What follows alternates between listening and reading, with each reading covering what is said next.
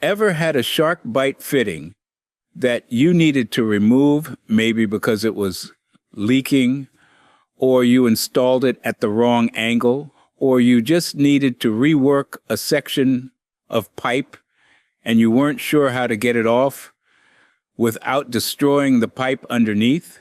You're not alone. This is one of the most common questions I get. And the truth is, it's a lot easier than most people think once you know the technique.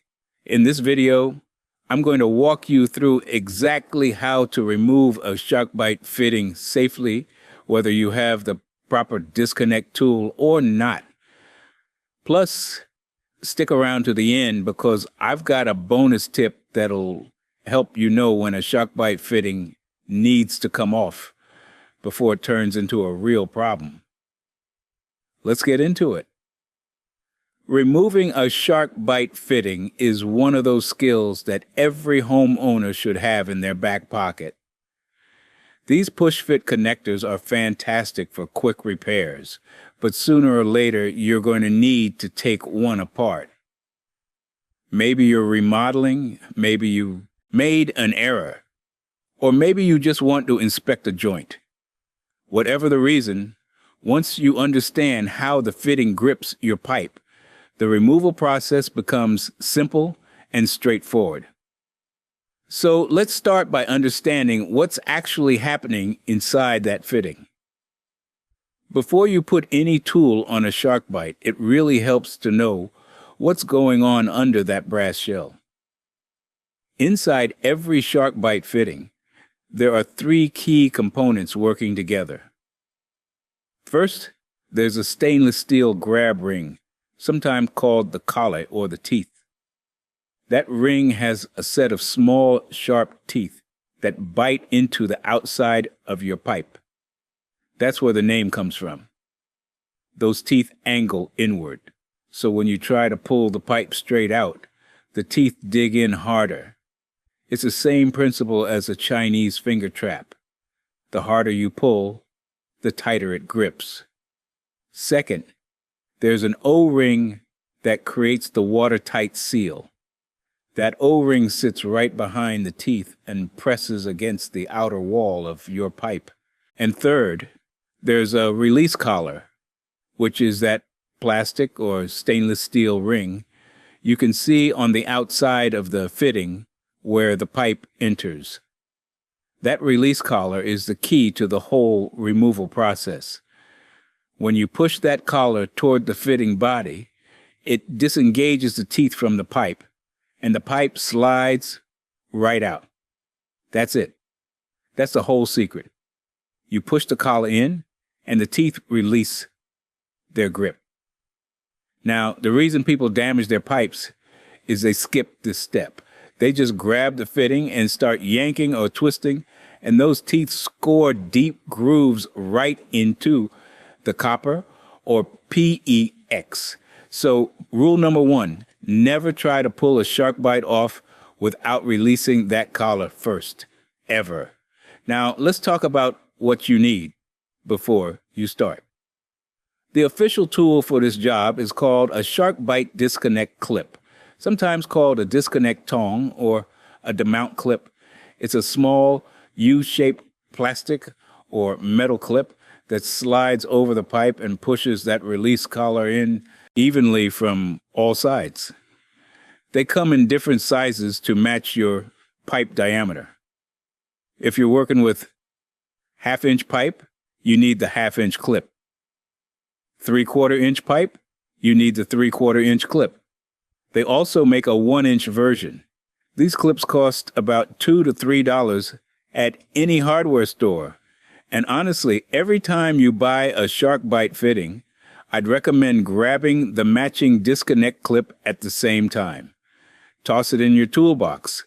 You'll thank yourself later. Beyond the clip, you'll want a few other things on hand. Grab a bucket or a towel because even after you shut the water off, there's going to be residual water in the line that'll dribble out when you pull the pipe free. Have a permanent marker nearby so you can mark your pipe if you plan on reconnecting. And keep a piece of fine grit emery cloth or sandpaper handy. Around 120 grit, because you may need to clean up the pipe end after removal. A pair of channel lock pliers can also be useful for stabilizing the fitting while you work, especially in tight spaces where things want to spin on you. By the way, if you're finding this advice helpful, you should know it's just a small sample of what I've put into my new guide, The Ultimate Plumbing Playbook.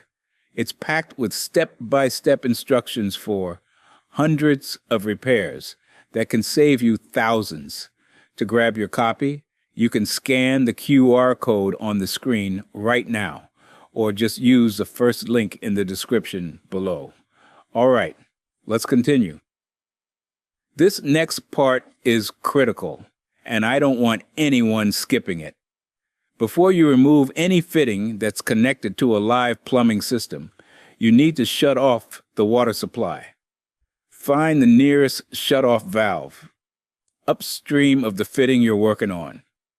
If there isn't a local shut-off, you'll need to turn off the main water supply to the house. Your main shutoff is usually near the water meter, either in the basement, the crawl space, the garage, or sometimes outside near the street. Once the water is off, open a faucet downstream of your work area to depressurize the line and let the remaining water drain out. This is important because even with the shutoff closed, there's still water sitting in the pipe under a little bit of pressure. If you pull that fitting off without relieving that pressure, you're going to get a face full of water and a wet floor. I speak from experience on that one. Open that faucet, let it trickle out for a minute or two, and then you're safe to work. One more thing. If you're working on a hot water line, give it a few minutes to cool down. That water sitting in the pipe can still be hot enough to surprise you, and a little patience here goes a long way. All right, now we're at the main event.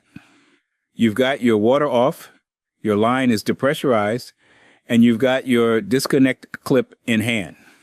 Here's exactly how to do this. Take your SharkBite disconnect clip and slide it over the pipe so that it's sitting right up against the fitting body, straddling the pipe on both sides. The open end of the U shape goes around the pipe, and the flat edges of the clip rest against that release collar. You'll feel it seat into position. It should fit snugly around the pipe and sit flush against the collar. Now, here's the important part. With one hand, push the disconnect clip firmly toward the fitting body. You need even, steady pressure. Don't jab at it. Just push it straight in. You'll feel the collar compress about an eighth of an inch, maybe a little less. While you're holding that clip pushed in with one hand, use your other hand to pull the pipe straight out of the fitting. Don't twist it. Don't angle it. Pull it straight back along the same axis the pipe goes in. The pipe should slide right out with almost no resistance. If it doesn't come out on the first try, don't panic. Make sure you're pushing that clip in far enough. Sometimes people are too gentle with it. You need firm, deliberate pressure on that collar. Also, make sure the clip is the right size. I've seen folks try to use a 3/4 inch clip on a 1/2 inch fitting and wonder why it's not working. The clip has to match the pipe size exactly. On copper pipe, the removal is usually very smooth. On PEX, it can feel like there's a tiny bit more resistance because PEX is softer and the teeth grip it a little differently, but the process is identical. Push the collar in, pull the pipe out. That's all there is to it. Now, what if you don't have the disconnect clip? Maybe it's 10 o'clock at night, the hardware store is closed, and you've got a fitting that needs to come off right now.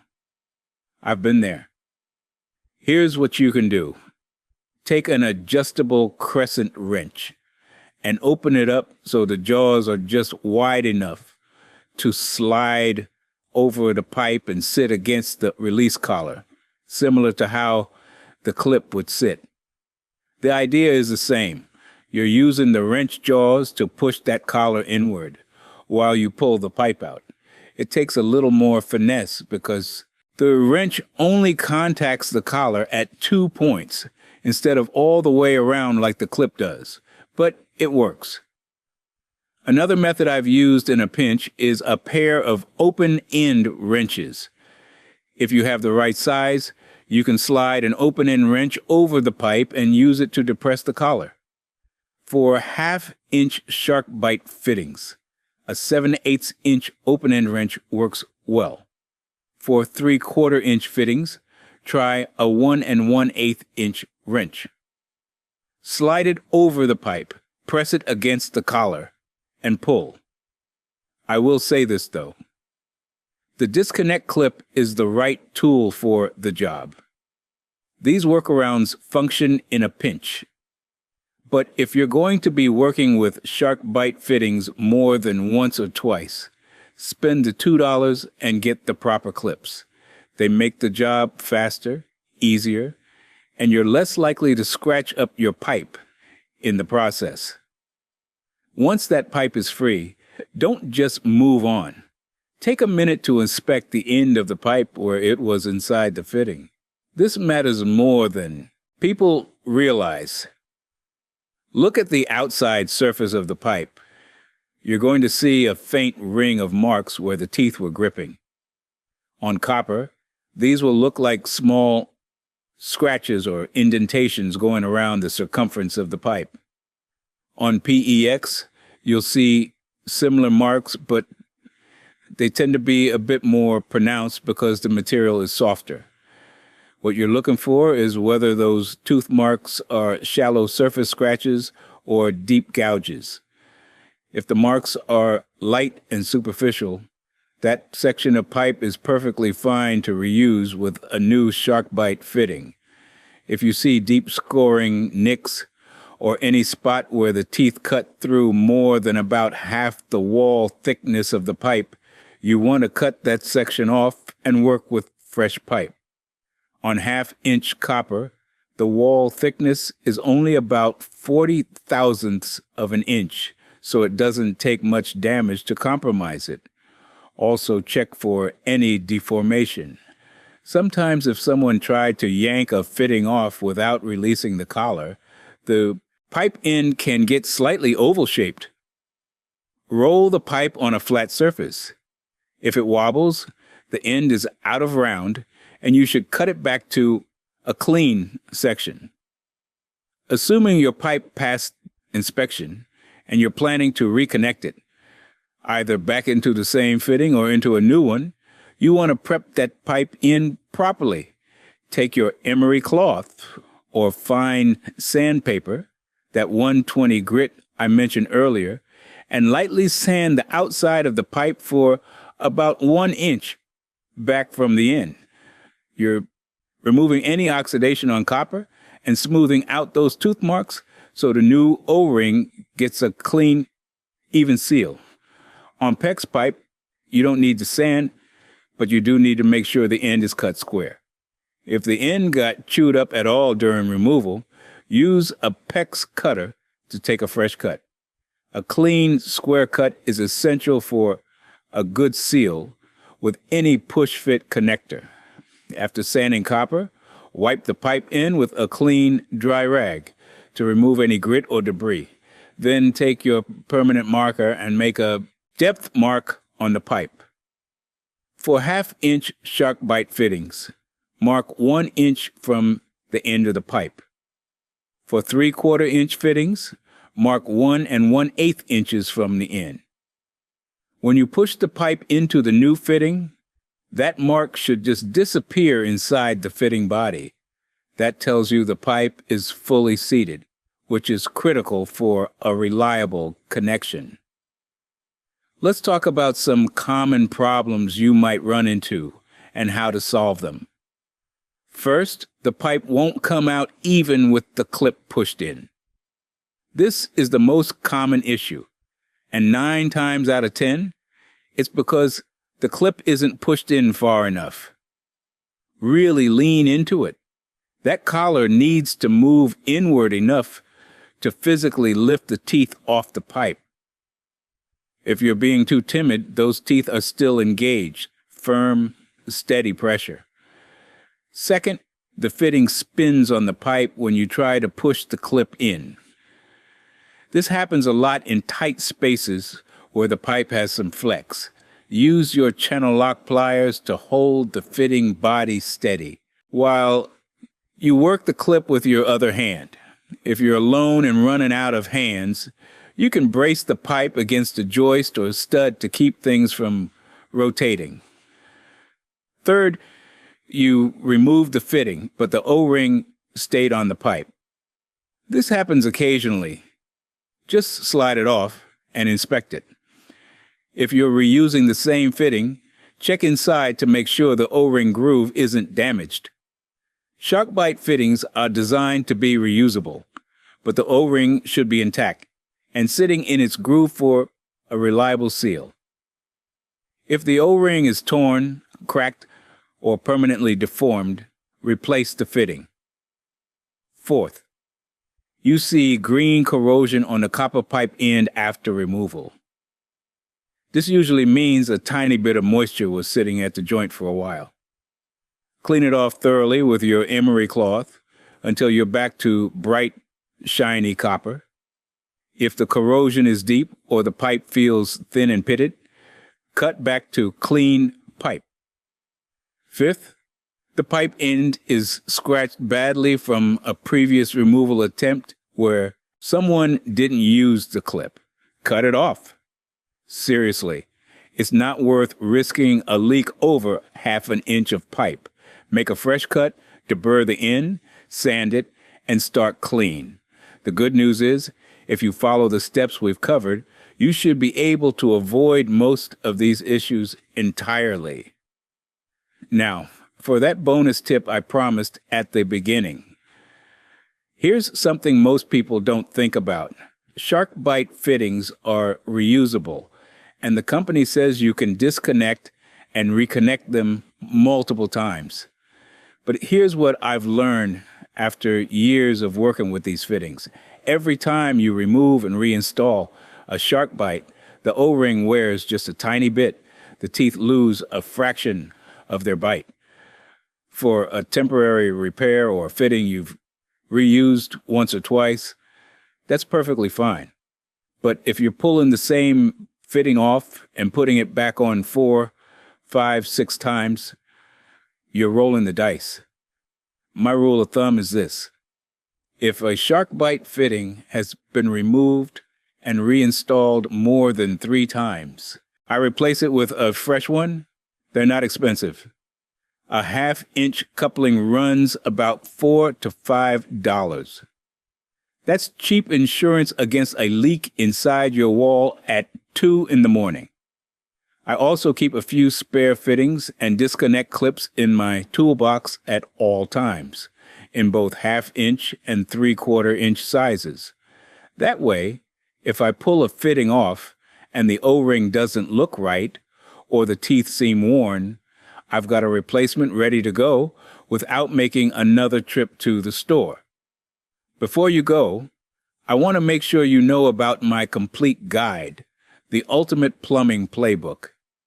It goes way deeper than we can in a single video, with 85 pages covering everything from clearing any clog to replacing your own water heater. If you want to stop wasting money on simple fixes, this book is for you. Just scan the QR code on the screen or click the link in the description to get your copy. Thanks for watching. And if you haven't already, make sure you hit that subscribe button so you don't miss the next one.